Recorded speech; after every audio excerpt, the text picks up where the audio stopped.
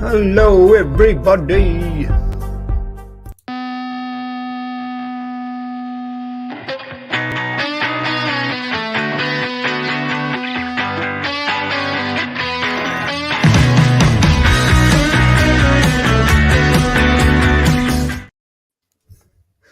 I knew I'd do that. I'd miss the cue if I unmuted my mic. I knew I'd miss the cue, and I did. You got to do that. You got to rock to that, haven't you? Really, otherwise you're an old fogey, aren't you? You are, yeah. Or maybe we still are anyway. but we're still alive. That's the main thing. Still and alive. Welcome to Still Alive, everyone. This is number. Is it 8? Oh, it might be more than 8. I think I'm not. No, I don't think it's more than 8. But it's lost track. I've lost track of how many. It's gone so quick, hasn't it? I know, yeah. So yeah, we've got a lot to get through. I got a couple of announcements before we carry on. First one is I was contacted by Jordan, who was the co-founder or the founder of the Invercargill Vegan Society, which, if it's still operating, and I think it is the southernmost vegan society in the entire world, which is pretty cool. And he said that one of his boarders, not quite sure what that means, but one of his boarders has begun watching YouTube videos and came across ours. And so he came across this strange guy called Roger Yates. And so Jordan says, can you give the guy a shout out? Because it would be a nice surprise for him. So this is it. So his name is Roger Welsh. And apparently he's half Scottish and half Hungarian, but we won't hold that against him either way. Yeah, I know. Nigel Farage wouldn't like him very much, would he? No, so it's a shout out from Rog to Rog. But hey, get this, Ronnie. He's an engineering architect and he designs sprinkler systems. Oh, wow. He'd have had some work to do in the 1980s, wouldn't he? Yeah, he could have been around when that Dingle's place burnt down because because they needed people like him to maintain the sprinklers, which weren't maintained, were they? Yes. We've got double Rogering. Okay. A double Rogering, or you. That's a different show we do. It might be a show that you do, but it's not a show that I do. So, welcome along, everybody. Somehow, we had Wolf or Ulf, who came in an hour ago because obviously we're taking over Sky's slot on the Monday. The Spiritual Vegan, hello. Deb, hello. Galaxy Vegan, hello. And we've got somebody in the chat called Vegan, of course, which is interesting. Joanna, thank you very much for turning up. Bernard is there, and we've got Colleen, hello. Is that everybody? I think that's everybody. Yeah. Oh, Ethical Base Ex Omnivore, hello. You're there too. So I think that's everybody so far. And hello to everyone watching now, and also hello to the people who will be watching this when it's shared as a recording. Yes, and all those who'll be watching it on Dave in 10 years' time as well. All these jokes, people outside the UK probably won't understand what the. Well, I don't suppose many people understand most things that we ever say when it comes to So, right, I just got one little more announcement before we actually get going. If I can get it up here, find it, which is there. Okay, so this is just talk about serendipity and all that, but this is just being confirmed. So this is Laura Schleifer, and so she's doing a special animal rights show on the 19th, because normally we're just doing it every month. So we've slotted this one in because Laura gave a talk at a conference about vegan anarchy of all things, Ronnie, and her talk didn't come out technically wise. So we thought, well, we'll give her the opportunity to do one, via the animal rights show. So that's a date for your diary, as they say. Yes, I'll definitely tune into that. It looks very interesting. Yeah, well, Really interesting. Laura's stuff is really, really interesting, and she's also working a lot now for Critical Animal Studies Institute. Yeah, I recently took part in one of their conferences on ecoability. Ecoability, yeah, Was that's right, it was yeah. very, very interesting. Yeah, it's Yeah, always good. people from the VIP took part in the 2015 or 2016 one, I think. Probably 15, I would think. Yeah. Yeah. So, Ronnie, we're talking about this little, talk about biting off more than you can chew. We're talking about this little matter of anarchy, and we're kind of, we've got a little agenda, which is kind of like, what is it? Where does it come from, and in what, how did it kind of fit into our movement historically, if you like? Yeah. There's a little bit of kind of where is it now, and if valuable, would it be able to come back? Those kind of ideas.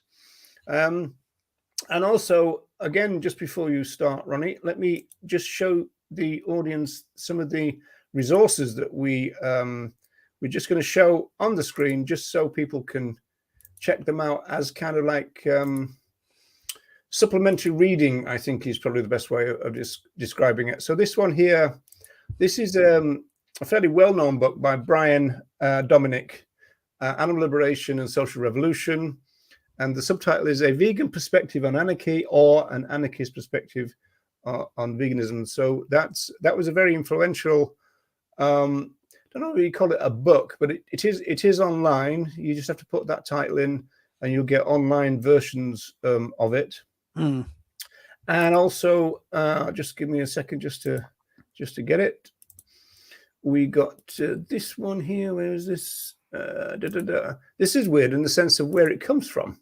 So this is interesting. So this is Kevin Watkinson and Donald O'Driscoll. And so, again, this has been published quite a long time ago, and there's lots of different formats. There's actual formats of the original. I think there's PDFs online, from Animals to Anarchy, 2014. But the weird thing about this one is it was published on this occasion by the Quaker Concern for Animals, which you wouldn't immediately associate with anarchy, would you, Ronnie?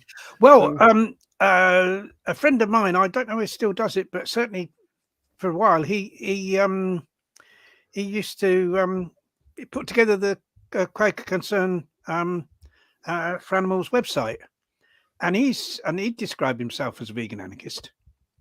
Ah, well, So they're certainly there. Yeah, that might actually explain the reason it's there. Then I suppose it depends how old it's only like in recent years he's done it, so it depends how old that is. But there's certainly that within them. Okay, that's interesting. I didn't know that. Yeah. And then finally, we have the Wikipedia page that there is Anarchism and Animal Rights. So that's pretty. I mean, it's pretty short actually, but it's also not too bad, in the sense that it goes through a few things. There's quite a lot of good references there. You see that reference section? I think you can click on those, can't you, on the references? Yeah, you can click on the blue ones. Yeah, so you can have hours of fun. Yeah, people will be still recovering from this show before they can do that. Hours of fun and dedication and torture with all those references. Yeah. I imagine. Goes back to that academic idea that it would be impossible to read one academic book, really, because all academic books are a conglomeration of other academic books, and so you'd have to go to the bibliography and read all the books that are in the bibliography. I think it'd be impossible for me to read an academic book because I'll probably go to sleep. But there we are. Oh, okay, fair enough. I go to sleep very easily these days. Of course. Right, anarchy, Ronnie. This is smashing things up and causing chaos and throwing Molotov cocktails, right? Well, kind of. It's not, and not really. Or that's only a very small part of it, isn't it? But not really. I mean, anarchy. British understatement there. Not really. Yeah. I mean, we've kind of talked about there's anarchy and anarchism, and they kind of mean the same thing. But anarchy is kind of often used to mean chaos, whereas in fact, true anarchy is exactly the opposite of chaos. But I think you've got a definition. It might help to give people a definition of anarchism. You've got one there, I think, Roger, haven't you? Have you got one there? You did have. Well, I've got one written down. I'll read it out. Then if you got. I put one in the chat, I think, but I haven't actually prepared it for now. But I've done as usual. I've kind of had a quick look through my library, and there's some interesting stuff in this. And here, it kind of defines anarchy very quickly. This is an ethnography called Direct Action, and it's interesting. It said there are thousands of anarchist academics, but there are thousands of Marxist academics, but very few anarchist ones. This is not because anarchism is anti-intellectual, so much as because it does not see itself fundamentally as a project of analysis. It is more a moral project. The basic principles of anarchy, anarchism, self-organization, voluntary association, mutual aid, a big concept within anarchy, the opposition to all forms of coercive authority, are essentially moral and organizational. So I think that acts as a fairly kind of quick. It also means having a society that operates without the state. So it's opposed to all. It's a stateless system. Yeah, that's right. And then this one's interesting. It's only 800 pages. A light read, then. Yeah, demanding the impossible. So I looked at that and I thought, maybe not. And then I got this one out, which was this is the kind of second Nocella and Best collection, Igniting a Revolution. In this, there's articles about ontological anarchy, and I thought, well, we won't go too deeply into that either. Are those books so thick so that, like, when you read them, you can throw them for a butcher shop window? I think it is. Yeah, you can either do that or. It's like Keith Mann's book, isn't it? That was the same. But the idea really is that you pass them on, but you don't kind of just knock on the door. You throw them through the people's window. I think that's how you pass them on. And then you've got terrorists or freedom fighters. This game, Nocella and Best. This is the better known of their two kind of edited books. Really, kind of everybody kind of knows this one. Mm-hmm. This has got an interesting thing that I just thought I'd read. The circle A anarchy symbol was affixed to the A in the Animal Liberation Front signature. For those who bothered to look beneath the carefully controlled media coverage of ALF actions, this was a sign that the ALF was no longer simply an animal group, but one that was also opposed to the entire system that perpetuated animal abuse. And then it says something really interesting. This argument can be made for the Jewish Holocaust resistance units. Many of the first to be prosecuted were outspoken activists, anarchists, and communists. In fact, the original role at Auschwitz, I don't know if you know this, Ronnie, was to house political prisoners. Only later was it used as a death camp when it was found to be insufficient for the job. And so Birkenau then was built. So I didn't know that little history about Auschwitz there. No, I wasn't aware of that. And of course, it wasn't. It wasn't. I mean, it's mainly, the Jews that are kind of known to be the main group that persecuted by the Nazis. But they also persecuted gay people. They persecuted left-wing people. They persecuted people with disabilities and killed loads of disabled people. It wasn't just Jewish people that they liquidated, so to speak. Anyway, we better get on to talking about the main kind of subject. Okay, what do you want to say first? Well, what we're going to talk about is anarchism. Has it been good or bad for the animal liberation movement? And my very short answer to that is it's kind of both, really. But I'd like to start off with how it's been of benefit, how anarchist thought has been of benefit to our movement. Of course, a big principle of anarchism is direct action, people taking direct action. and we can see that as far back as the Hunt Sabs. You know, the Hunt Sabs began in the 1960s, and you know, they were a direct action group. So there's kind of like, I would say there's like a kind of anarchist influence there in terms of direct action. But secondly, the way they were organised, it was and I think still is kind of very decentralised. You've got local groups, you know, taking action in their own area. So it's like, you know, it's kind of decentralised direct action, and that's very much along the lines of like anarchist principles, really. There was a committee, Hunt Sabs committee. I was on it for a few years in the 1970s, but we weren't kind of really rulers. We didn't seek to like kind of impose kind of harsh regulations on people. It was more to coordinate things, to publish the magazine, and to kind of, you know, bring in funds that we would then transfer out to the local groups. So we weren't like kind of, it wasn't like an authoritarian type structure in any way. And I don't know how the Hunt Sabs operate today, but I'd imagine it's very much the same. And then you had, do you think modern day Sabs would regard themselves as anarchists in the way that? Well, I don't think it's one of these things that like people may not even think about anarchism, but it's just that kind of, you know, that kind of permeating influence, I think, that kind of affects people. I mean, I don't know whether any of the, you know, the early Sabs regarded themselves as anarchists, but certainly I think kind of anarchist ideas would have had an influence on the way they operated and the way they organised. Yeah, I mean, I'd say that a big part of anarchy is what it does to your mindset, and it is kind of liberating in that sense, I think. And of course, another kind of answer to the crude kind of thing about anarchy equals chaos is that really what anarchy stands for is total freedom.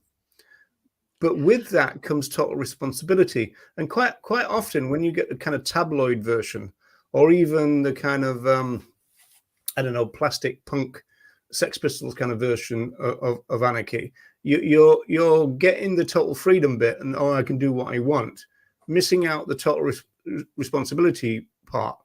Because it's true, isn't it, that an anarchist society would be quite firmly controlled and policed, but by each individual.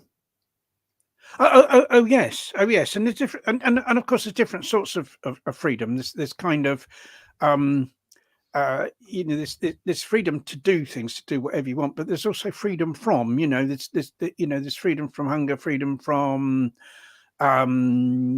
illness, you know, freedom from exposure to the elements, and there's all these, you know, things where you need to have freedom from things. And I think that kind of an anarchist society would far better provide that than what we have now, where everything's run according to profit motives. So some people have got loads of stuff and other people haven't got anything, and, you know, people are homeless and all that kind of thing, you know, where you have this thing about freedom too is also conditional, isn't it, Ronnie, in the sense that, I mean, I think it's very similar to vegan philosophy in the sense that I want to do X, and then the first question you've got to ask, as it were, the police officer inside, is what are the consequences of doing X? Is it just, is it right? Is it acceptable? Yes, I think that's absolutely right. That's absolutely right. But that's kind of more talking about, because there's kind of, you know, two aspects in a sense of like anarchism. There's the anarchist influence on struggle, and there's, you know, is this the sort of society we want at the end of the day, one that operates along anarchist lines? And those are kind of two separate but related aspects of it, really. And so I think kind of maybe to talk about the, you know, the struggle part of it first, and how anarchism has like affected the struggle for animal liberation, because of course and you get that fancy word praxis. Before you continue though, Ronnie, do you want to just tackle this one from Deb? In anarchy, does the principle of majority rule exist? Well, it can't. Yeah, in kind of a sense, it would, because if you were like, say you were trying, you were kind of organising something, say like at a local level, because the the good thing about anarchism is it's like micro organisation of society, where you've got it involves decentralisation, involves localism, and so people in a certain area would decide on how things operated in that particular area. And so if you had a kind of get together of people, a meeting to decide things, then of course that probably the views that were the most popular would be the ones that kind of held sway. So in a sense, yes, you probably would have a majority influence in that way. I've got a funny anecdote about this, because I once went to an anarchist meeting in the squat that I talked about last week in Manchester, and somebody had set up a blackboard, and they said, we've done this so people can write the agenda right here and now, because we didn't want to presume that we could write the agenda without people kind of self-producing themselves, kind of thing. And then somebody objected to, well, who made the decision to bring the blackboard?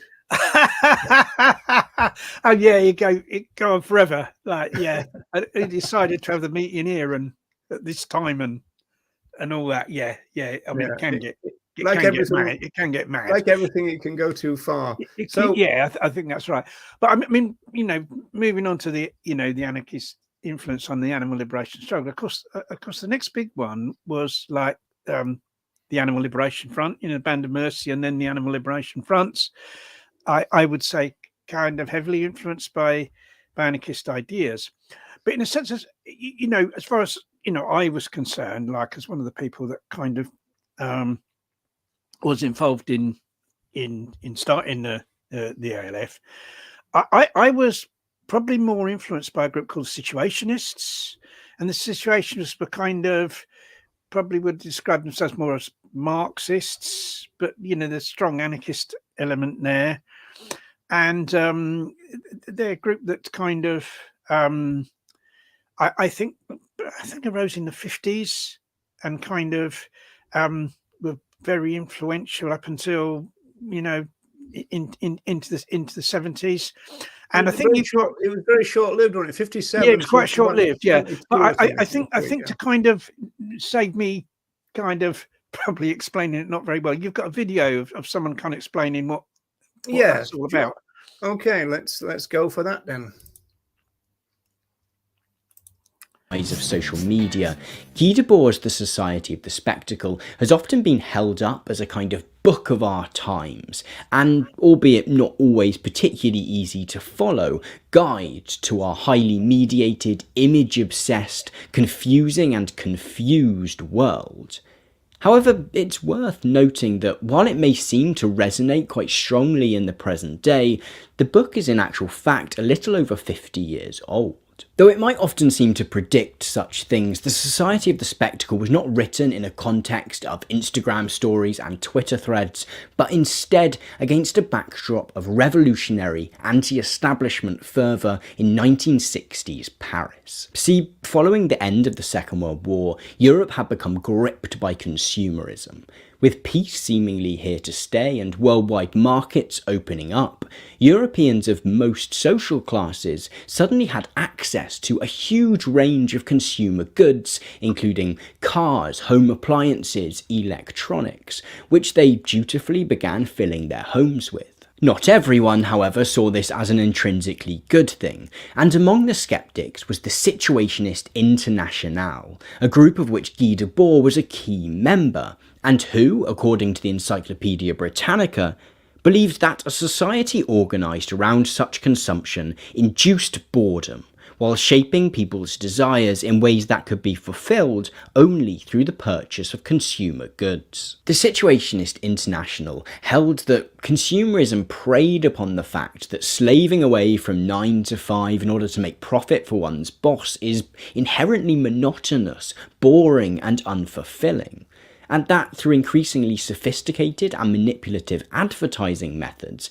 consumerism had managed to convince people that they might find the satisfaction and fulfillment that they craved not through throwing off the shackles of capitalism, but instead through buying a new car, a television or refrigerator. Initially very much an artistic movement, the Situationist International thus sought to create situations, moments in which the monotony of everyday capitalist routine was disrupted without having to buy stuff. In short, they wanted to encourage people to find moments of truth and real experience among what they saw as the all-pervasive consumerist lie. Yeah, I mean, it was this idea of the creation of situations which kind of very much appealed to me. And in fact, there was a group around in the early 70s called the Angry Brigade, here in England. And they were very influenced by the situations. And they kind of carried out attacks on the homes of Tory ministers. They used small explosive devices. It was kind of very much similar to the ALF's aimed at damaging property more than endangering life. They attacked a broadcasting van at the Miss World contest as an action against sexism, for instance, and the property of corporations that were exploiting the workers and stuff like that. They carried out direct action in that way. And I began thinking, well, how can this be applied? How can that sort of action be applied to the struggle for animal liberation? And that, very influenced my thinking a lot in terms of the formation of the ALF. In the sense of you would create through the liberation, you create a situation where people had to kind of be confronted by what had happened. Yeah, because it was like a wake, to do something that would kind of wake people up, make people think. And although the actions of the ALF, we later kind of developed this idea of economic sabotage, where we wanted to cause as much economic damage as possible, to the industries of animal oppression. We were aiming to kind of put them out of business, really. So there was that kind of hard economic thinking that went into it. But I think also, certainly from my point of view, there was this idea of carrying these actions out to make people think, to make, to wake people up, in a sense, wake them up to this horrific situation of other animals being so. Yeah, so I mean, the intriguing question about that, Ronnie, is that you first weren't really interested in the press office, which you would think would be integral to that waking up process in a way, wouldn't it? Well, yeah. The publicity, the publicity was important, important aspect of it. Otherwise, people, don't see it. And obviously, the idea of the press office. Well, I think we never thought, first of all, or at all, about the press office. You see, I think in the early days of the ALF, that the media coverage was really quite sympathetic. So in a sense, we kind of didn't need the press office because we had, media articles that were on our side. These brave heroes tried to destroy a laboratory and where animals were being tortured, and it was all, we were the good guys. But then that kind of changed, and so we needed somebody to actually explain why these actions were being carried out, and to tell people about what was happening to the to the other animals. That is really interesting, because those things go in tandem, doesn't it? The ALF are getting good press, they're liberating lots of other animals, then the homes kind of dry up, they move towards the damage, the press gets worse, henceforth the need for the press office. Well, that's kind of the thing was that it kind of started off as damage. You see, the Band of Mercy only ever rescued animals on one occasion, and that was half a dozen guinea pigs. That was quite by accident, because there was nothing to damage, so we rescued the guinea pigs. The idea of the Band of Mercy for the ALF was positive at first, wasn't it? The Band of Mercy actions that myself and two of us got sent to prison for were all damaged, and we received very positive press coverage for that. And the main one was we attempted to destroy a vivisection lab that was being built, and the press coverage was like really was sympathetic to us. Even in relation to the damage. Yeah, because we're trying to destroy this laboratory where animals were going to be tortured, and we were kind of heroes and martyrs, even in really quite right-wing newspapers, they kind of portrayed us. Whether that was like in their kind of interest of selling more newspapers at the time, I don't know, but that kind of that not going to be anything else.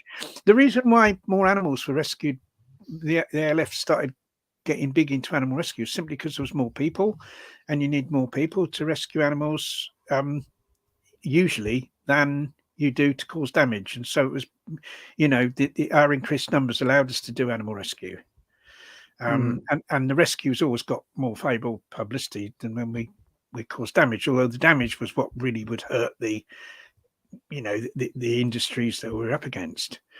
But in terms of the other anarchist influence, really, in terms of the ALF, was in organisational. The ALF was decentralised, and it was just as long as people acted according to certain principles, they could claim their action as an ALF action. It was totally decentralised and relied on people acting autonomously. I mean, the ALF sprang up in many countries throughout the world. That wasn't because people went from this country over to those other countries, to tell people what to do.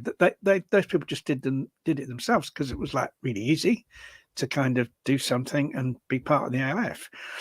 And because the organisational structure was so decentralised, it not only led to this rapid increase in actions, but it also made it very hard for the state to kind of destroy the ALF, because there was no leadership. There wasn't someone giving out orders, and you take that person out and the whole thing collapses. In fact, they created that hierarchy themselves, didn't they? Yeah, they claimed I was the general when I was on trial in the mid-80s. Conspiracy in relation to ALF actions. Let me just do this housekeeping with Marcus here. Yeah, we're it's on a couple of Facebook pages. It's on the Vegan Review, it's on mine, and it's on Ronnie's. But if you really want to take part in the chat, the best place to be is Vegan of Course YouTube, because you'll see a lot more people talking on that. So if you want to transfer to Vegan of Course YouTube, that's the best place to be in relation to being involved with the chat rather than on Facebook. With Facebook, we're hoping is going to be a channel from which we can bring people into Vegan of Course, because Vegan of Course is kind of Vegan of Course media, and the idea is to set up a kind of media platform, and with lots and lots of different programs, one of which is this, and then the regular kind of daily one with Skyjack Morgan. So that's that sense. That I hope that makes sense. I think there's something else as well. Hang on a second. Just that on because we talk about the press. Debbie's saying, what do you think has caused the basic apathy in the mainstream media towards animal rights? Well, I think there's the media tend to report on. You kind of don't get many kind of documentary type articles in most of the media. They report on actions, and we have more. Yeah, you might get some more philosophical articles in the kind of newspapers like the Guardian and Independent over here, and there'll be newspapers that are equivalent of those in other countries. But where there's a kind of been an upsurge in media interest, of course, over here now is with Animal Rebellion, because they're carrying out actions. At the moment, they're doing sit-ins in posh restaurants, and people are being, evicted by the police. Oh yeah, I saw that. Yeah, this there was a group of women actually carrying another woman out and just plonking her on the pavement. There was the people in Manchester. They did one in Manchester recently, and people got arrested, and they've been charged with aggravated trespass. On some of the other ones, the restaurant has just closed, and nobody was arrested. So it varies from police force to police force how they're being dealt with, how the the people occupying the place are being dealt with. But I think that and that gets publicity, and I think that that's kind of, you know, you would think that they were influenced by the situationists. What they're doing is very, very similar to kind of situationist thought. They're creating situations. That's a situation. You go into a restaurant, you occupy it, and saying, we're sitting here, you know, because you're serving animal products, and etc. And the same with when they did the dairy blockades. Those actions are very, very, very much in line with kind of situationist thought. I mean, probably none of those people have ever heard of the situationists, but nevertheless, it's a kind of very, very similar thing to which situationists type of thing situationists would have done. Certainly, if they had a kind of, that they also had ideas of, regarding animal liberation, and to me, I find that very inspiring. I think it's brilliant. I think that kind of, this is something that's kind of come into our movement. But I want to also give a little bit of credit to DXE, because DXE were kind of doing similar things before Animal Rebellion came along. I mean, DXE is much more known in the States, I think probably most of all on the West Coast. But we did have DXE here that don't seem to be doing so much now, probably because of the rise of Animal Rebellion. But they were going into McDonald's and stuff like that and doing occupations and causing aggro and creating situations in these places before Animal Rebellion came along. And I don't think we shouldn't forget that, and we shouldn't kind of forget to give DXE credit for that. And I think it's brilliant at this, because I think it does wake people up, it does make people think, it does create a stir, it does create publicity, and it kind of will, through that, I think, lead to an increase in veganism and people changing. Let's just tease out a little bit more about the mass media in relation to. I mean, we've talked about the fact that we've had these kind of radical groups, direct action groups, and we ended up trying to kind of manipulate the mass media, which is almost impossible to do. Whereas there is an anarchist video, I saw it this morning, where the person was arguing that really there would be no need in direct action terms, ALF direct action terms, to go to the media at all, because the media is just our enemy. Because, for example, if say a laboratory was smashed up or some other animals were liberated from a laboratory or a farm, the general public might not know, but the farm and the lab certainly wouldn't. Yeah, you see, this is kind of coming back to kind of what I kind of wanted to come in onto to bring things up to date, is a question of what you're trying to do. I mean, like the ALF was very much about putting pressure on the industries that oppress animals and trying to put them out of business, or certainly reduce their effect. And there was considerable success with that. I mean, here in the UK, the ALF played a huge part in kind of decimating the fur industry, resulted in the annual number of animal experiments, going down by several million. So it kind of did work in that in that way to a certain extent. The direct attack on those industries, and that kind of arguably wouldn't, but in a strange way, like the media helped with that, because by portraying the ALF as terrorists and highly dangerous people, that actually added to the pressure on those industries. So the media kind of did us a favor by making us out to be so much more dangerous than we really were, in terms of putting pressure on those industries. So they kind of helped in that way. Yeah, it's just it's a dodgy thing, isn't it? It's a dodgy thing. I mean, you're kind of dancing with the devil, really, aren't you? But if the aim is to educate people, you see, and I would argue that for all the the great aspects of direct action, the fundamental problem it has is in terms of its kind of very limited ability to educate people. Because if we're going to achieve animal liberation, and I've said this like 100 millions of times before, we're not going to achieve it unless we, a substantial number of people believe in it. And the only way we're going to get those people to believe in it is through everybody, through vegan education, isn't it? And so you can use, in a sense, the mass media to educate people. you know, if they will, and I've noticed with the animal rebellion actions, much more so than they kind of did with the ALF, the media is printing quotes from the activists about why, you know, why society we need to move to a plant-based system. So if you had your like that. time again, Ronnie, with the ALF, and you could go back in time, you would probably, in light of what you've said, concentrate on developing the press office much more than you did, in the sense of getting that message out there and then fulfilling the job that you're saying that he could do much better than we did it. Possibly, but the problem is that you can have a press office and you can have someone to speak to the press, but you can't control what they print.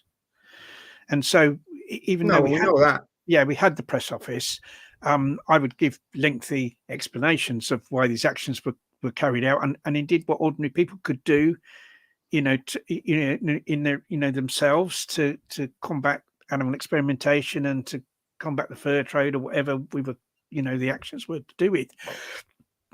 Quite often the media, they didn't publish it, or they published you know, they twisted it, or they published a very limited version. So you kind of can't control that. And what I was saying about animal rebellion is that maybe because the nature of their actions aren't so kind of, you know, there's not the huge amounts of damage being caused by them, is there?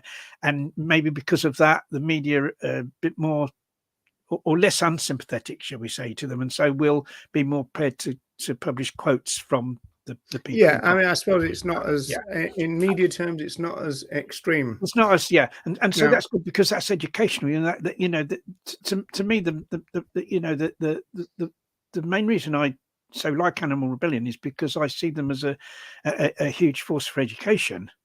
I don't really, you know, hold out much hope for their actions having a very great effect on the current government we have.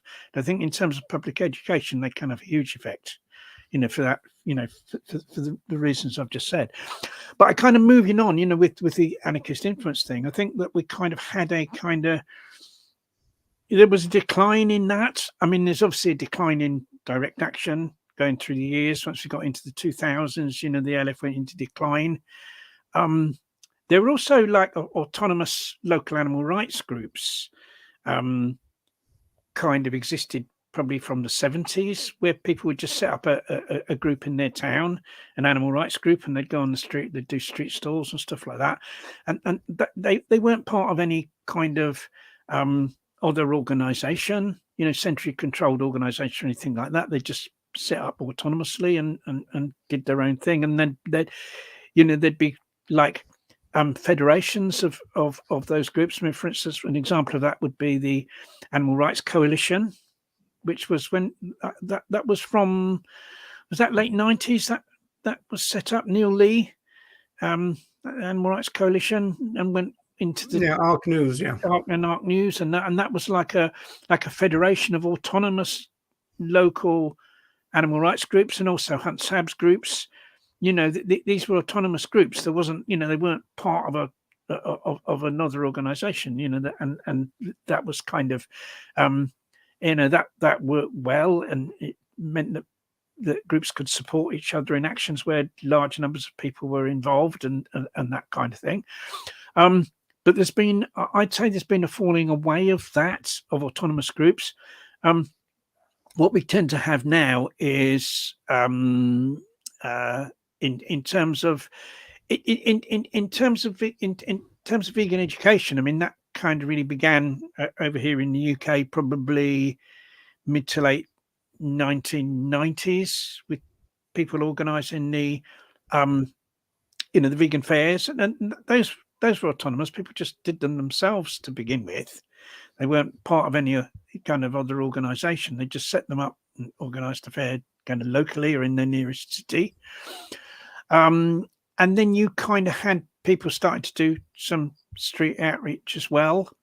What tends to have happened now is you've got like what I'd call franchise activism, where you've got like a kind of globally centralized control.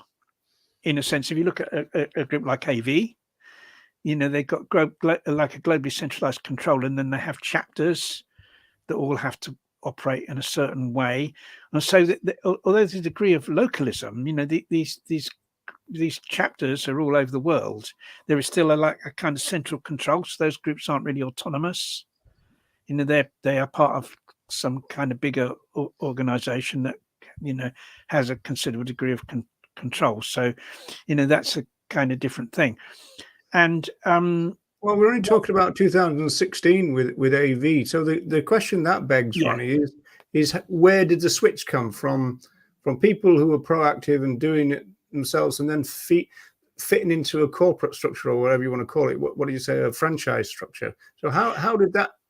I mean, you got any theories about why that happened? Well, I think there were, you know, there were still kind of groups. I mean, my kind of local vegan group, we do a lot of outreach. We've been operating for 9 years, and before that, I was involved in a group in Wolverhampton, and these were like autonomous vegan groups that did outreach, and so that was before AV began, and there were other groups doing similar to us, but not like a huge number. And I think it kind of just what I think it was that, you know, this people become vegan, and you know, and some of those people, far too few of those people, in fact, actually, but some of those people want to become activists, and they're looking around, how can I become active? How can I become active?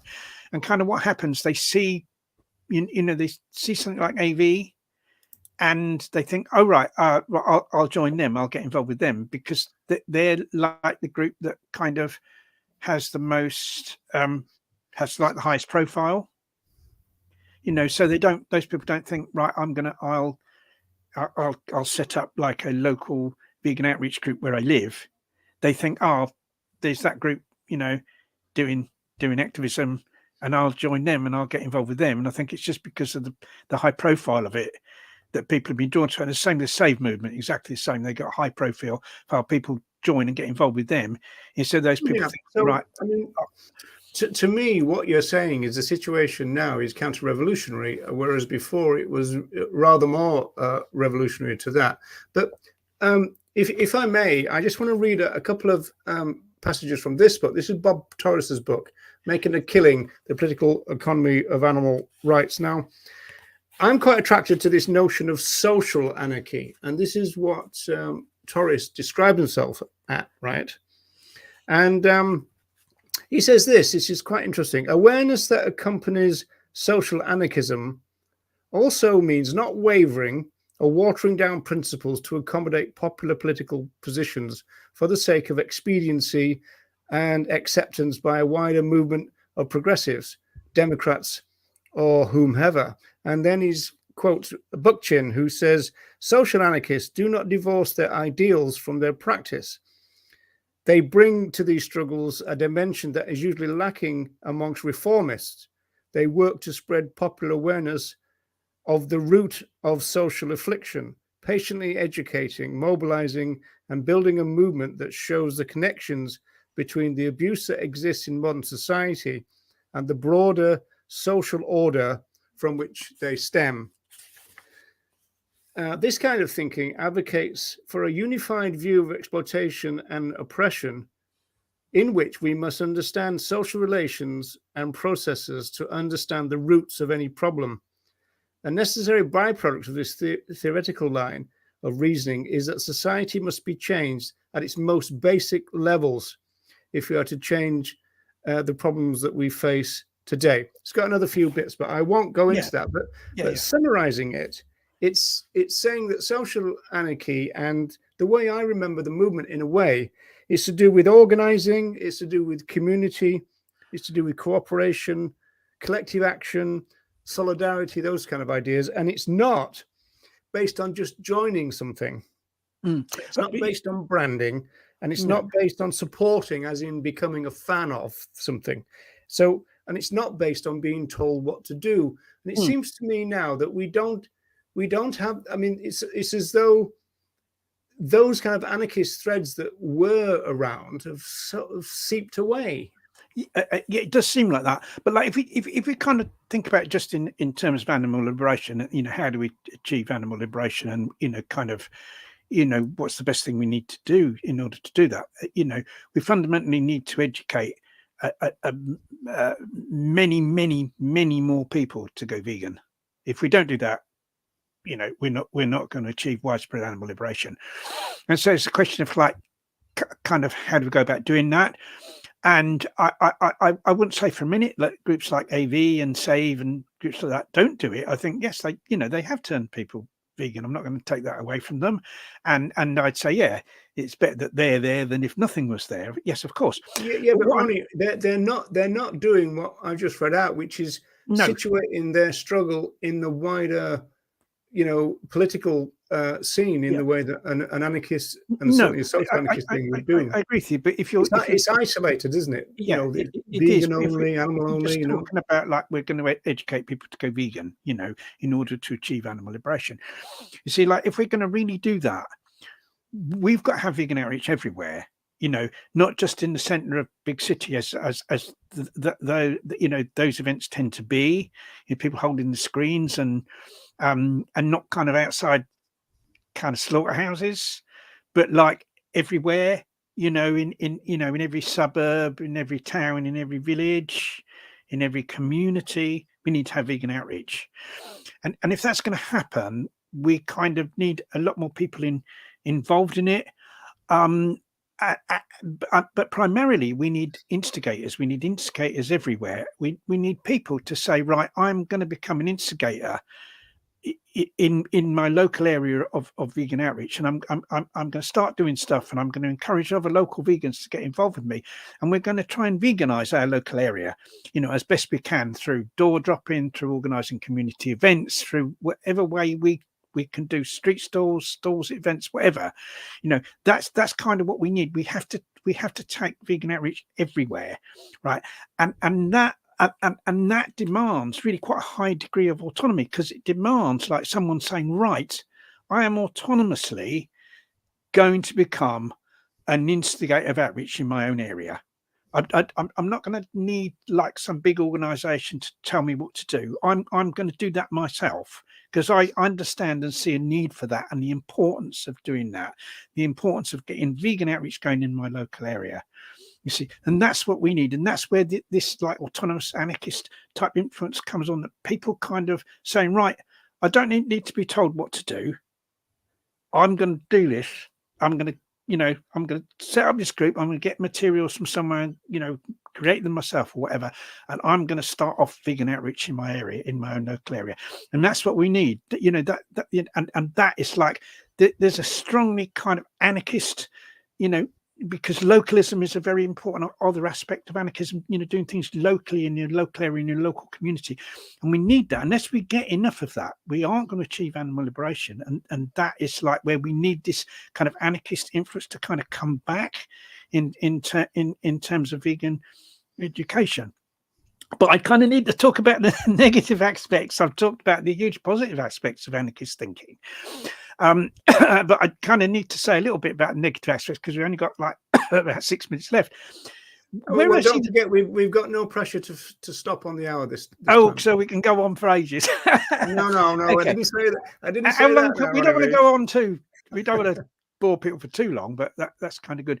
So we need more of this autonomous anarchist influence in terms of people not waiting around to be told what to do, but to understanding in themselves the need, to promote veganism locally and do it. Don't wait for anyone else. Just say, right, I'm going to do this. Who's coming with me? Who out of all you local vegans around here is going to come with me and help me do this outreach? That's what we need. We need these instigators everywhere. People, that who will act autonomously in that way, and that's kind of vital.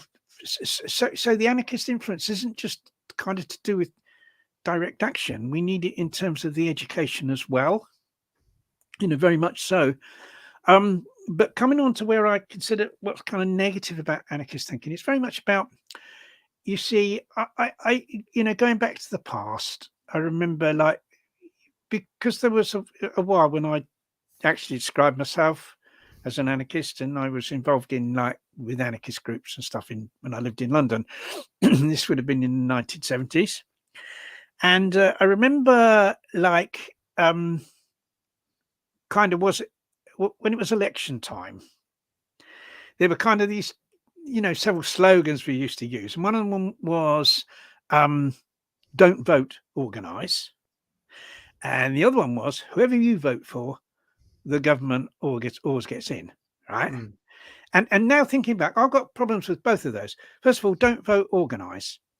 Well, like, not voting is really easy, isn't it? Not voting, you just sit on your arse in front of the telly and you don't bother to go down the polling station. Yeah, But but the organising, part of that slogan is Yeah. organising, not the don't vote bit. yeah, but right, it's easy not to vote. Organising is a whole totally different thing, right? Okay, so what you get is loads of people not voting, but hardly anyone organising, and that Yeah, is but I think exactly. you might have misread that slogan, Ronnie, because it's basically saying, don't think that you can bring about substantive change just by voting. You've got to do something else. That's what Yeah, it's but saying. they're telling people not to vote. You see, telling people not to vote. Okay, I won't and vote. do something else instead. I won't vote because I'm going to organise something. But when it gets around to the organising, that's a bit complicated. And that's to me, I see that there's a problem with that. You see, and I would rather have a slogan that says vote and organise, do both, and we kind of need to do both. And the other one was whoever you vote for, the government always gets in, right? The problem is whoever you don't vote for, the government always gets in because other fuckers will vote. And this is the difficulty, that what happens is those slogans are playing into the hands of the right wing. Because if radical people don't vote for the best possible candidate, even if they're not perfect, then the Tories and that, wonderful, we've got a clear run now. Well, you say not perfect, Ronnie, but I mean, like, going back to then, who would you vote for? Now, in the British situation, who could possibly somebody with your politics vote for? Well, because if I don't, the trouble is, if I don't vote, you see, you can't ignore other society. You can't ignore other people in society and how other people operate and how ordinary people operate. You can't. But you're going to organise and educate them. If I don't vote, if I've got, like locally, right, say in my local situation, we've got a Tory who's got a huge majority. It's terrible, right? The first priority is to get that guy out and to get someone who's a bit better than him in, even if that person's not perfect. That's what we need to do, right? If I don't vote, that doesn't. He's thinking, great, that more left-wing person didn't vote. That gives me more chance of being elected again for the umpteenth time. That's the reality of the situation, right? So who I need to vote for is the candidate, the left-wing candidate or the left of centre candidate that is most likely to get that guy out. Where are they? I mean, there aren't any of those. Well, yes, but there are. But it's we've talked often on this show about the lesser of two evils. That all throughout life, everything we do, we don't live in a perfect society. So all the time we're choosing the lesser of two evils. All the time we're choosing the lesser of two evils. All the time, and this is another example of that. That like it's unrealistic. That the problem is, all right, I might not vote, but loads of other buggers are going to vote. Do you know what I mean? They're not, because fundamentally they're not the same as me. If everyone was the same as me and the same as you, yeah, we wouldn't need to vote. We could all organise society and everything and have a lovely anarchist society. We wouldn't need to vote, but they're not like us. Other people are not like us. And I think this is what we kind of need to realise. And I fell into this trap in my early days that I thought, when I become vegan, as soon as I learned about what happened to the animals, I became vegan. As long as I kind of, as soon as I learned about how society operated, I kind of went into left-wing politics. But Ronnie, that's the crux of it. You've just said the answer, and you've said it yourself. You've said this yourself. The first job is to get more vegans. The first job is to get more voting right now. The first job is to get the first job is to get more vegans, but that doesn't mean that at the same time you don't go down the polling station and put a cross against the lesser of the evils, because that's not. You can do both. You can. Don't stop me doing vegan education, going down the polling station and trying to get the Tory out, because these people are standing in the way of what we're trying to do. They're making it more difficult. The idea of don't vote, organise, it would almost be probably putting out a leaflet and canvassing the leaflet where all the politicians are about why not to vote and why just to organise. But the problem is, but the difficulty is that we've got a massive lack of people prepared to organise stuff. You know, we know this in our own vegan education. You know that in Dublin through what you're doing. Where are the other people that are helping you organise stuff? And, you know, and voting is going to change that, Ronnie. You know, but you know, and the problem is if we're going to, you know, we need to make sure that if you educate more people to go vegan, right, then you're going to get more vegan politicians, more vegans to vote for those politicians, and then you can change the whole nature. We've said it again, Ronnie. The first job is to get them all vegan. But the thing is, that's the first job, but that doesn't stop you voting now to get the lesser of two evils. There's nobody to vote for, Ronnie. Yeah, but in reality, there is. In reality, there is. Like if you've got, you know, it's like here now. When you're talking about, like, for instance, I don't like individuals, right? Yeah, for instance, I don't like particularly like the Labour Party or Keir Starmer. To me, he's like Tory light. Yeah, but Tory light is better than Tory heavy. And if you've got, they're the only ones that get in. The same as Blair. He was if you've well, got the choice between those two things, and that's all the choice you have. It's the lesser of what I'm saying is you have a situation of lesser of two evils. If you've got a situation lesser of two evils, it's not the only choice you can organise. There isn't. Yeah, but but the problem is, if it was just us deciding, just you and me, we're going down the polling station, right? We can vote for these people, or we can organise. Yeah, okay, we'll organise. But that isn't the situation. The situation is you've got all these other people that vote, and all these other people that won't organise. Most people won't. We have the problem with vegans. You know, we're always banging on about like there's all these loads of vegans and none of them do outreach. It's so difficult to get people to organise anything. Yeah, but I don't we have to take that into account. I don't understand how those two things fit together by voting for a light blue Labour Party person or someone else. The problem is that's not going to help organisation, is it? But the thing is, but whoever you don't vote for, the government still gets in because other people vote. What I'm saying is other people will vote, right? You know, of course they're going to vote. And so, of course, we need to kind of put our influence there. Because otherwise, I think the anarchist position, Ronnie, is that it don't make any difference. It doesn't make any difference. But the point is, but like it does to some degree, not all politicians and not all political parties are the same. All right. You know, they're all a million miles away from what we want, but that doesn't mean that they're all the same in how bad they are. Okay, Ronnie, but who's the lesser of two evils now in the British situation? The lesser of two, well, certainly I'd say the Labour Party is a lesser. The Labour Party is still like loads of things wrong with it. In lots of ways, but there are lesser evil. There are lesser evil. The lesser evil than the far right conservative government. It's just like in the USA, the Democrats, they're far from perfect, but they're a lesser evil. What would you rather have, Trump or Biden? That's the only choice. Who would you rather have? You know what I mean? And the main reason why Biden's, you know, I like Biden is because he's not Trump. Isn't that I think there's anything special about him? And it's the same right. You've got Bolsonaro got voted out by a left-wing guy in Brazil.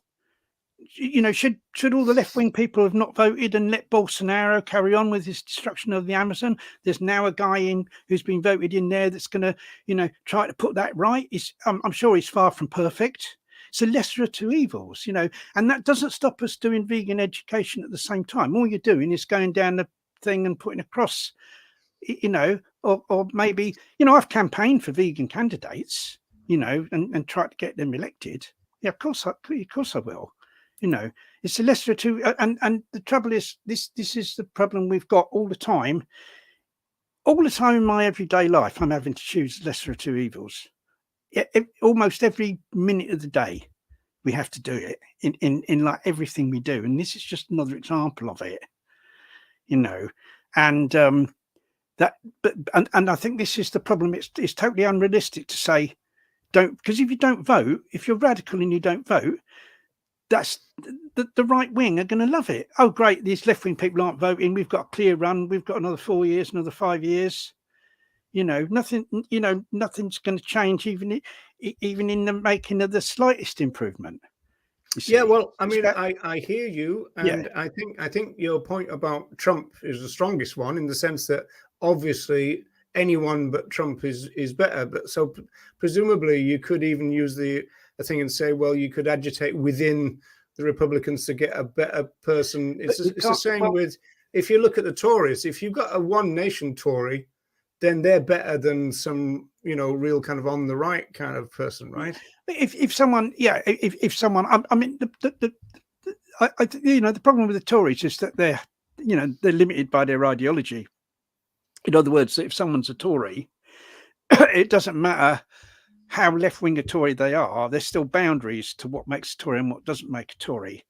And so to stay within those boundaries, they still have to have a lot of harmful views to still remain as a Tory. Otherwise, they're not a Tory any longer. Or to be elected as a Labour person. That's the problem. You see, the thing is, inch together, don't they? I mean, they're politicians.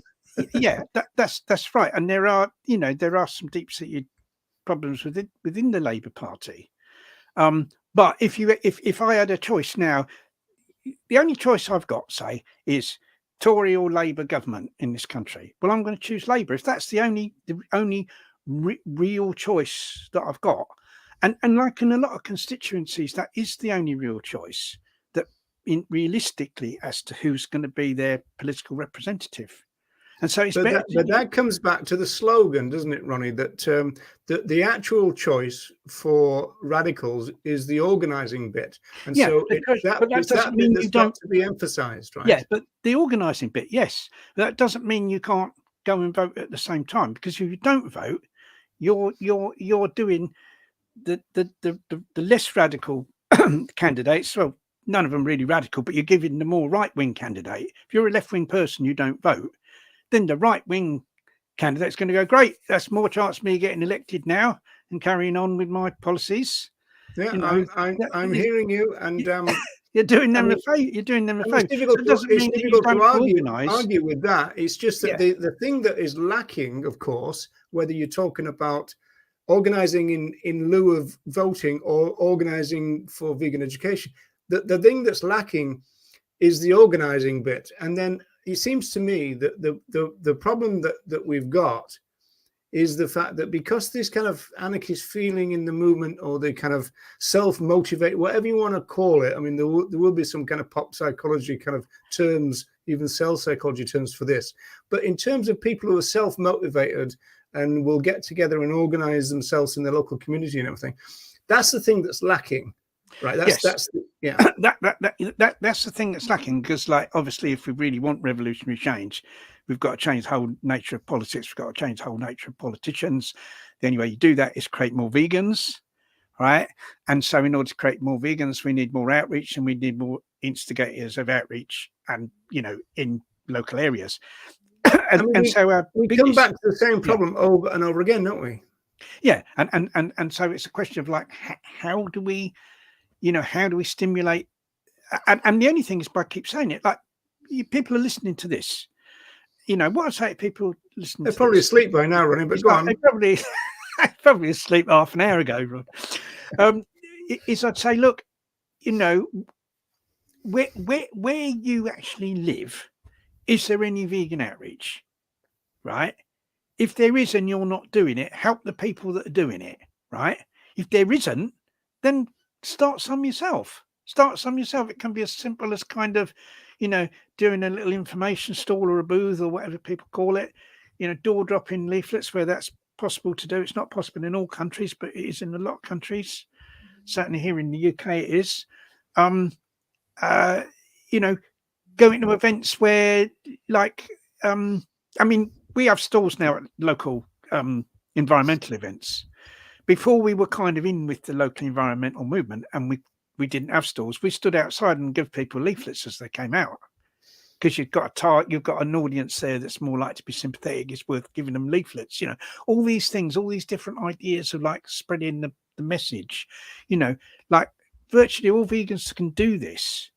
And what I'd say, anyone listening, get outreach going in your local area. It's kind of really easy. It doesn't have to be a big thing. You don't need to get a computer and stand in the street with a screen and a mask.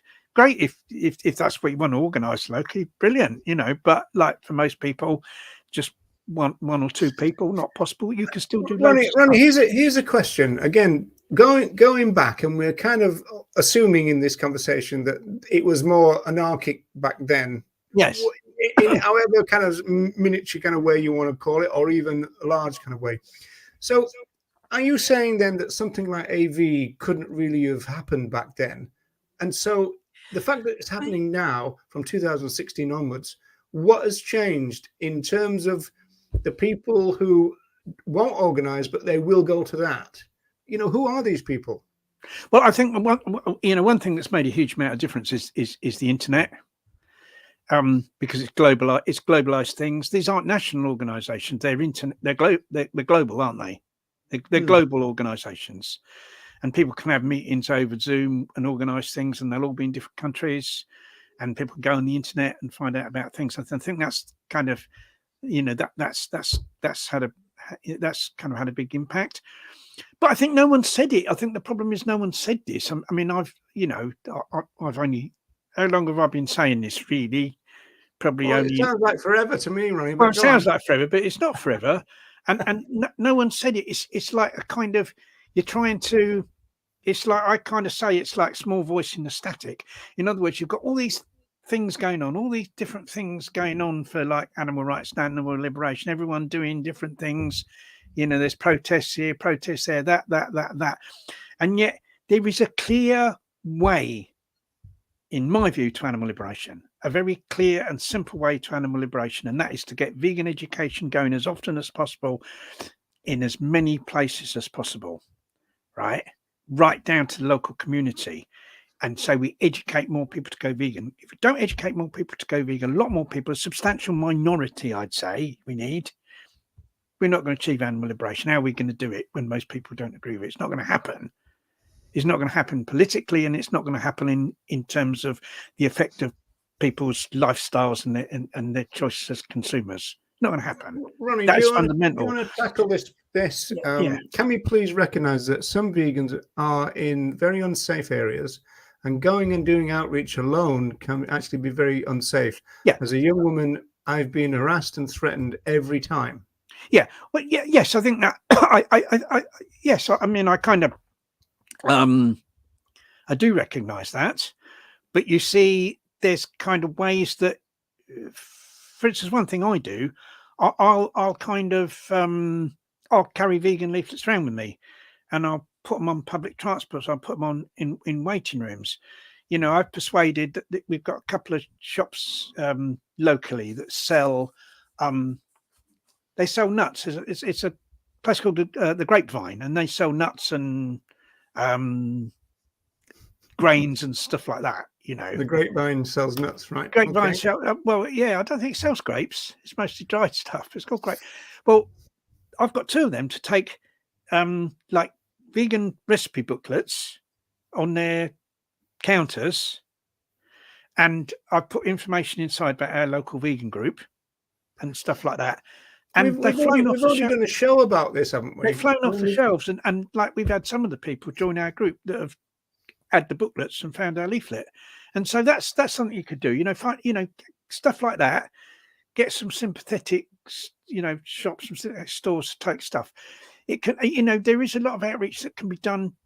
Kind of, if people are too nervous even to do door dropping, and like there's some countries where you just can't do it anyway because there's no letterboxes and it's all different. In the USA, the mailboxes belong to the mail company, and you can't put stuff in them apart from the official mail.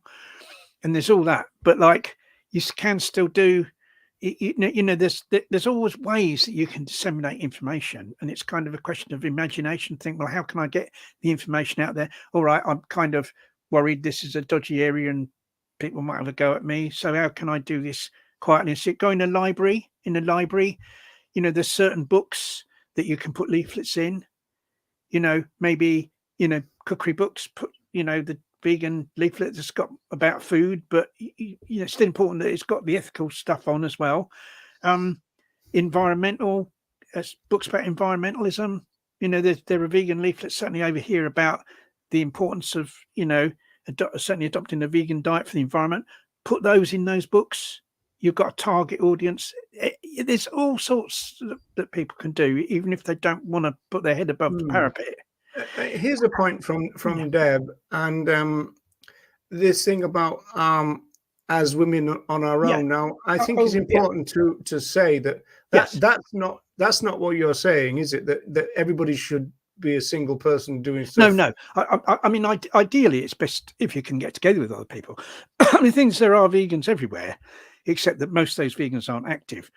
And but I think there are vegans that will become active in a community sense that wouldn't go to the big city. I mean, certainly locally, we've got people who will door drop leaflets and stuff, who they'd never go on an AV. I mean, their life doesn't allow them to. I mean, because of their work, because their family commitment, they might have young children or something. They need to do things as and when they can. It's very difficult to get to like a set event. And so those, we've got those people that kind of will deliver leaflets as and when they can. But even if people feel, it's unsafe for me to deliver leaflets around here, then there's always other ways. Like I've said, there's other ways where that information can be disseminated. And do you think, just to bring it back full circle, really, because we're out of time, really, is would some kind of way of bringing back that kind of anarchic thread that has seemed to be lost, if there's a way of bringing that back, that would assist in what you want and presumably challenge some of the stuff that, I mean, I always think about Ireland in this sense. I mean, the reason that AV fell apart in Ireland is that people won't follow the rules, but that's a good thing, right? And so they think for themselves, and they go, no, I don't want to do this. Let's do this instead, and everything. Well, it's not kind of, I don't want to do this. I'm not going to do anything. Yeah. So that would be the thing there. So how do we bring back the kind of the anarchic spirit that seems to be missing, but also was very valuable, Ronnie? I think we've just got to keep repeating the message. I can't kind of really see a way of doing it. Like kind of just saying like, people are vegan, because they want animal liberation. And so you've got to think about, well, how are we going to achieve that? How's that going to come about?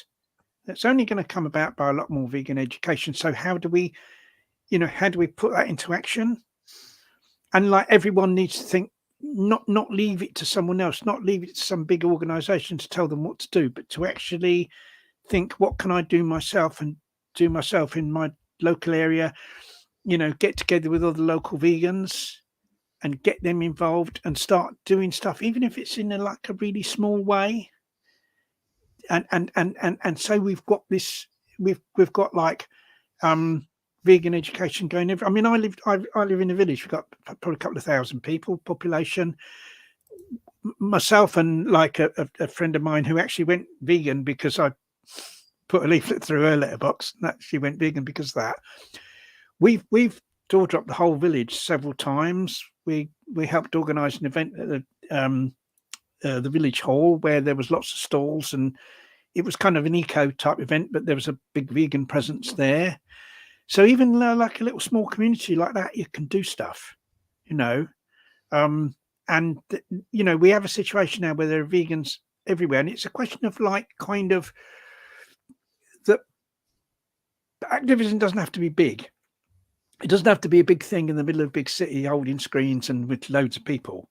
And it doesn't have to be branded as that's another issue. It doesn't have to be branded. It can be a local thing in a local area with just a couple of vegans doing their utmost to spread the best message in their local community. And we need that everywhere.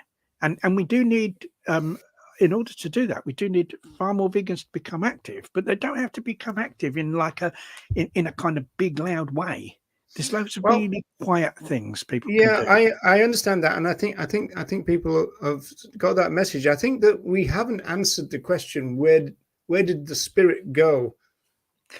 Because I mean, here in the UK, because other countries will have their own trajectories, but here in the UK, kind of, like the anarchist thing was kind of very linked to direct action, really. Although there were other things that people did autonomously in terms of local animal rights groups and that, it was kind of very linked to direct action. And I think it was the kind of, in a sense, the kind of crushing of the direct action movement in various ways. There's a whole combination of reasons why, like the ALF declined over here in the UK. There's lots of different reasons. But we've still got the HSA, and we've still got the HSA, Camp Beagle, and they've kind of carried on in kind of all although the time. I think what's a problematic there in terms of movements is the fact that the HSA and the vegan movement seem to be separate, and there doesn't seem to be any cross fertilization there at all. It seems to me. I think that people join the Hunt Sabs. I mean, as it was like when I was involved in running a Hunt Sab group in North London in the 70s, that because the few of us that kind of ran the group, the organisers, we were vegan. People would join who weren't vegan, weren't interested in veganism, but within a couple of weeks, like most of them went vegan because of like rubbing shoulders with us and us explaining what it was all about.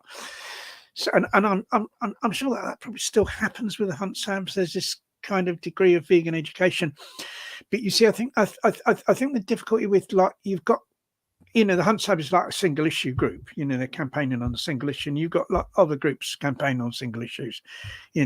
People against the anti-vivisection, and the fur trade, for instance. You've got these people campaigning on single issues. Would you recommend that vegans join the single issues then? No, well, people will do, I suppose, what they're most attracted to. What I really want to see is a lot more vegans doing outreach. But I think the single issue groups could do more to promote veganism in terms of like including veganism in kind of, their messaging. I mean, I remember when we, like Louise and I ran, for about 13 years, we ran a campaign against the greyhound racing industry, here in the UK. And we included veganism in our messaging, like on our website. You went to our website, the first thing kind of you saw, it's very prominent on our website, is something promoting veganism. And we started kind of putting it on our leaflets as well, so that people could click on a link where they'd learn about veganism. We'd say, well, greyhound racing isn't the only way other animals are oppressed, and, to learn more about, how you can help all other animals, go to this link, and it was about veganism. And so I'd like to see all these single issues do that, to incorporate vegan outreach into I'm going to have to draw this to a close, and this popped up, which is most unhelpful, I must say, at this time, on the grounds that we got to go, really. But this is really intriguing in a sense. I'd say that I'm not quite sure that that's connected to anarchism. I think that's connected to everything. I mean, there's been been a lot of dangerous people getting involved in national groups, and we've had sexual harassment and all kinds of stuff. So I don't think that's connected to. Yeah, I think you just have to be vigilant. But the thing is that you see the system we've got now of because you see, I see like an anarchist society as like the ultimate aim, where but I don't describe myself as anarchist. I call myself an eco-socialist, because my route to achieving the anarchist society is like seize the state and dismantle it, which is like a socialist way of thinking, because I think that's much more realistic than thinking. Well, the problem is always that you've got a model, but it's a transition from what we've got now, which is bad, to what we want. So it's a transition thing where you've got the thing where you've got people who want to manipulate, they want to use it as an opportunity, either sexually or financially or career-wise or whatever. Unfortunately, you can't really get around that, and you're gonna. But then again, you see, you're gonna encounter that whether it's a standard job, you're working in a shop, you're working in a bank. You're going to encounter dangerous people like that anyway, who are there because they want to find ways of exploiting others, which is totally anti-anarchist, but it's also totally anti-vegan. It is, but the thing is, in terms of dangerous people, the thing is, like in an anarchist society, you may have dangerous people. But I mean, you're talking about now down the road. We're talking about right now. That's the issue. Right. Well, Ronnie, I've got to go because I've got another show in a while, and I got to sort but the out. thing is, in an anarchist, in a society that's not anarchist, the dangerous predators are the people in charge, aren't they? Well, yeah, that's right. That's what we end up giving those people maximum power, as we've seen with. We're going to have to deal with dangerous. We're going to have to deal with dangerous people, no matter what system we've got. Unfortunately, I mean, it'd be nice to think that you could get people to alter their mindset to such an extent that no one is any longer kind of dangerous or had violence as part of their stick or whatever. But to foresee that far ahead is quite difficult, certainly for me as an individual, because you just see violence everywhere, but you also see people with an exploitative mindset who will be on the lookout for a kind of opportunity, whether it's sexual, whether it's, in terms of organizations, whether it's in terms of economics. So that does worry me, the kind of the lovely vision ahead, but getting there is the problem, isn't it? So let's face it. It kind of is. And as I said, what's vitally important is vegan outreach, and we need as many vegans as possible to get involved in it, and hopefully that message will come out of this.